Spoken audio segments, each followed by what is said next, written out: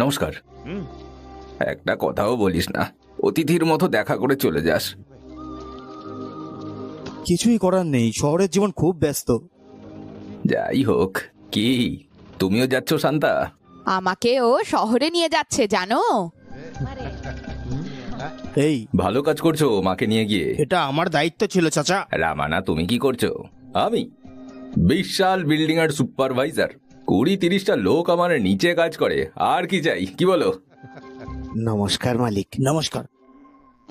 তারা বলল আপনি এখানে আপনার সুদের টাকা। এই, আগের টাকা দিতে গেলে অনেক সুদ দিতে হবে। যান। না শোনেন, আরে যাও, পরে দিয়ে দেবে। বাস চলে যাচ্ছে, যাও। ধন্যবাদ মালিক। 10 টাকা দিয়ে 100 টাকা লুট করে।